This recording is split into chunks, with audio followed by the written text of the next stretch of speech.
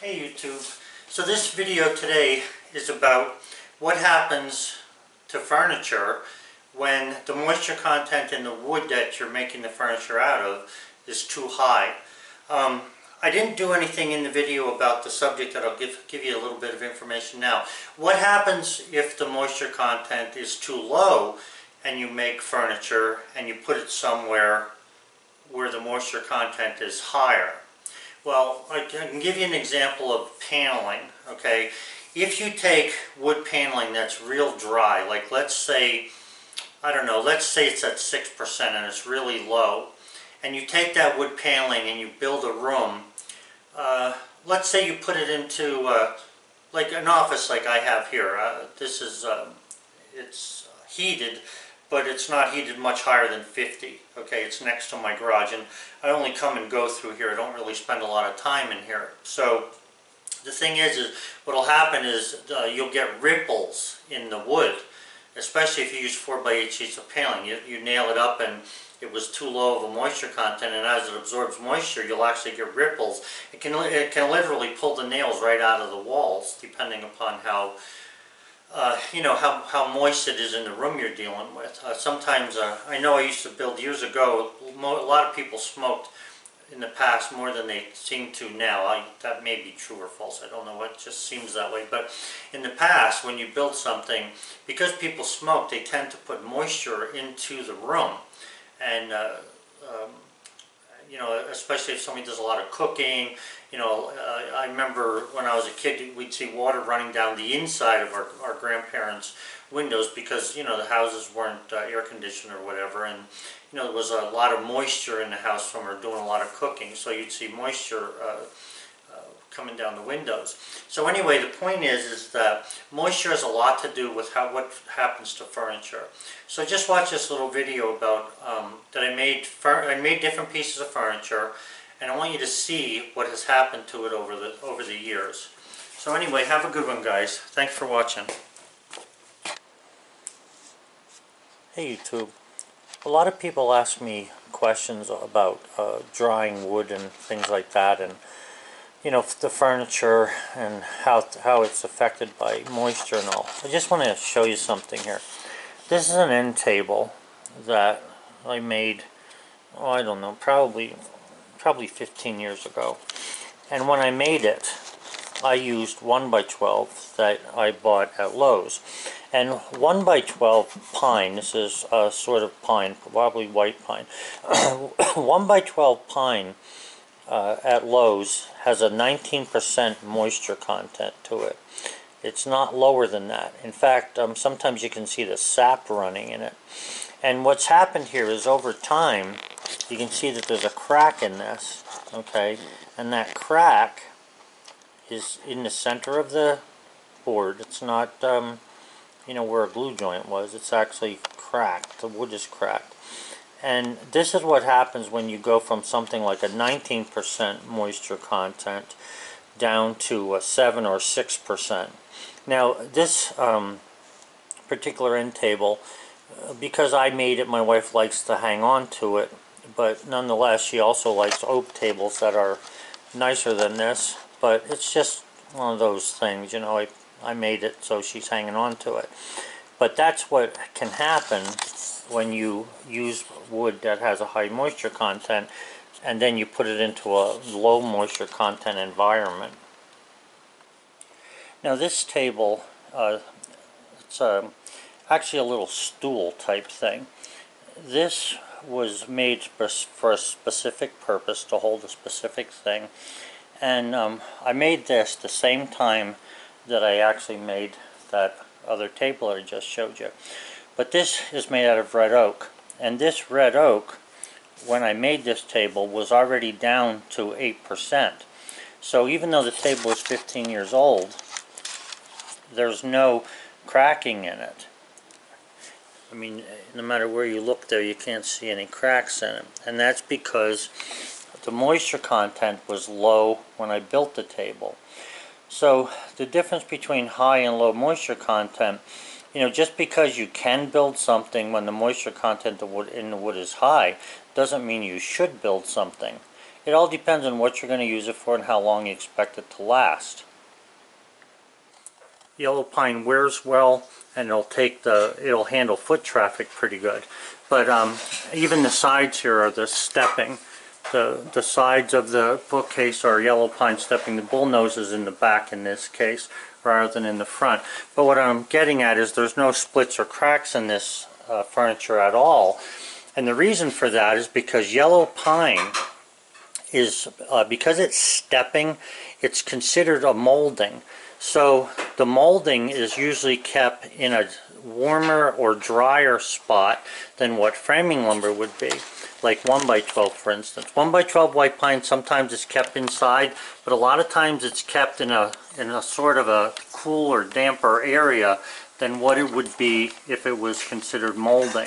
It all depends on where you buy it and all, but the main thing is that yellow pine, especially this stuff stepping, is dried to a much lower moisture content than what white pine is. The only thing that's white pine on this is actually the trim up there. But the rest of it, like I say, the white or yellow pine, I mean, is it's nice. It's stayed together very well over the years. It is heavy though.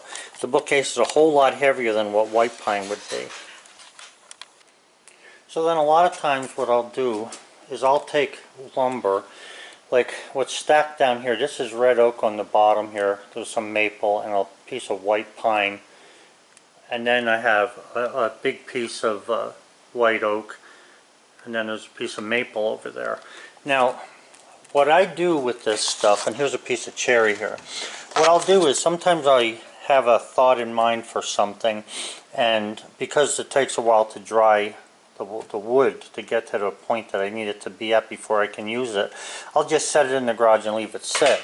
Now, for the past week or two, we've had the fire built in the garage, and it's been pretty warm in here. I'd say the temperature is at least 70.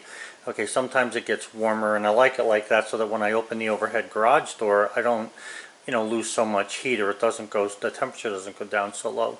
But anyway, my point is that when you dry lumber then, like this cherry was cut when I first started cutting the cherry that I have in the kiln, on the bottom of the kiln. Now this wood in here is at 6%. The wood that's out in the kiln is at 8%, because being outside where it is, it's not quite as dry as it gets inside the garage here. It's the same thing with this white oak. Let me stay with the cherry for a second. The cherry that's in the kiln is at about 8%, and this cherry here, you're looking at 6%. Okay, so this white oak, let's just see what we can get here. This white oak, you're looking at a roughly 9% moisture content, okay, according to this gauge. And the white oak that I checked in the kiln is around 12 or 15% yet. So, where you store your lumber has a lot to do with how it reacts, if you're going to put it into a different environment. So a lot of times I know when I used to have a lumberyard, people would buy paneling from me. And I used to tell them, when you get the paneling home, don't go nailing it up right away, because where we stored paneling was an unheated, dry area. So the moisture content in paneling could be like maybe, I don't know, anywhere from 16 to 19%. So if you take paneling that you buy right off the store shelf, and you take it and say you're going to put it in your basement, and if you have a furnace in your basement or anywhere in the house, doesn't matter where, but you have heat in the house, and if you don't let that wood acclimate itself to the new moisture content that's in your house, when you nail the paneling up, you'll end up getting cracks between the panels because they'll shrink. And then you can see, and one of the tricks is to paint the furring strips behind the paneling black so that you can't see the gap. Of course, if you have white paneling, you might want to paint it white, but whatever. The point is that you end up with cracks because of the shrinkage. So sometimes people don't take the shrinkage factor to heart if you want something to last, and that's the whole key to this. there's not, it doesn't mean that you can't take and make a fancy table out of this piece of white oak. You can. But if you take it at 12% and you make a nice fancy table and you finish it at 12%, and then you take it out, or 10%, whatever it is, and then you take it and put it into a house that's 6% because of, you know, the heat that's in the house, you'll end up with some problems with the wood. You know, it'll shrink, it might crack. And there's different ways to glue things and build things so that the table tops are sort of floating, so that they're fastened, maybe mechanically fastened with screws or whatever, in the center of the wood so that the edges have a chance to move. But you know, that's a whole nother topic. But anyway, what I'm getting at is the moisture content in wood is important, that you understand it, and if you're going to be doing long-term things, you need to realize that you have to let things sit sometimes in certain areas. For instance, if you were putting up let's say cherry paneling, and you were using real cherry boards like this, maybe tongue and groove, if you put them in somebody's house and they're at, now that cherry's at 6%, so it's good, but if let's say it was 12% or 19%, if it was dried outside at 19%, and we've already made a video showing you that you can plane wood and it retains its flatness, especially cherry does. So let's say I made tongue and groove cherry boards out of 19% moisture content cherry, and I go to nail it up. What happens is, you know, the 6 or 7% that's in the house is going to end up splitting some of those boards, or shrinking them, and you know, making the like say if it's tongue groove 1x6 or 1x3, show some gaps in there. Even the paneling, like I have what's called ply bead that Georgia Pacific makes in my house. It looks like beaded 1x2, and well, actually what it is it's sheets of 4x8 size. And even sometimes during the winter when things are, you know, if we really have the stove cranked up, you can see where they'll shrink at different places. Not really bad, but bad enough that I know it's shrinking. But I'm just saying, you know, you need to keep track of this. If you are a builder, or you're, you know, starting to do some construction work, if you end up using boards straight from the shelves and they're not dried or acclimated to the area, you could have a lot of problems with them later on. If you remember when I made these shelves, the brackets to the shelves are made out of red oak, but the shelving itself is made out of white pine. And this white pine, when I initially brought this in here, was at 19%. So now you see it's at 6.5%. Now the thing is, moisture content that is. Now the thing is there's no cracks in this, and there's no cracks in that upper one either. Even that one's it's the same 6%. The reason for that is because these shelves weren't fastened. I didn't glue them and I didn't screw them down. They're just laying on the brackets, on the 3 brackets that go across there. So they can move whichever way they want to. And they have shrunk because they were wider than what they are now. Let me just get a tape and I'll check that. Now you can see there, I guess I should do it the other way, make it a little easier to read. I'm going this direction. You can see that this wood has shrunk. It was at 12 inches, it's down to 11 3/4 inches there. So it would have cracked if I would have fastened it probably, but not fastening it helps it to keep it from cracking.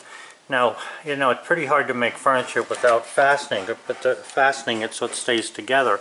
But at the same time, you can take and fasten boards in such a way, like, let's say if this was a tabletop here, if you fastened it in the middle only, okay, chances of it shrinking and cracking are slim because it'll shrink together. So if you fasten it on the both edges, and the table shrinks, you're going to probably pull this, or the top shrinks, you're going to pull this apart. So it has a lot to do with how it's built, and also the moisture content of the wood as you build the piece that you're going after. There's a lot to it, and furniture makers know all about this stuff. So I'm just trying to give you a little bit of a heads up here on how to to handle some of this wood that has a lot of moisture in it, and what you can and really can't do with it.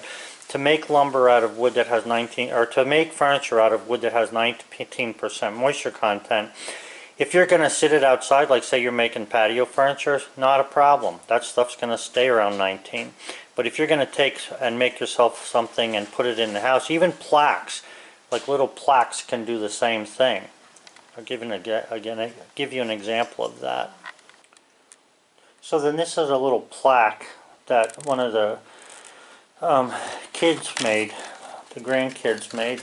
And if you look at this, what they did was they saw a guy cutting a tree down and they had him slice off a cookie. So they took the cookie and burned into it to make a little plaque for us. And the thing is keeping it inside, it's on our porch actually, helped it to dry too quickly, and then it cracked. And the more it dries, the more it cracks. It's probably pretty much as dry as it's going to get now. This is 8 years old, and you can see it's got a good 1/4 inch gap there. So this is that white oak plant stand that I had made for my wife, I don't know, I guess about 2 months or so ago. Now you can see there's no cracks in this. And that's because when I dried it, we left it go down to 12%, or 8% rather, before I put it together and put it into the room here. Now this room is a little bit of a cool room because it's actually a porch that has sliding doors around it. So it doesn't really need it doesn't really dry that quickly or that hard in this room. But the room is heated to a degree. It's like 60 degrees in here. But anyway, what I'm getting at is, if you want to make something you want it to last, you're going to have to consider the moisture content in it. So guys, I hope this video was a little bit helpful to you as far as moisture goes. We're supposed to get some moisture tomorrow, some rain and snow mixed. So we'll see what happens. Have a good one.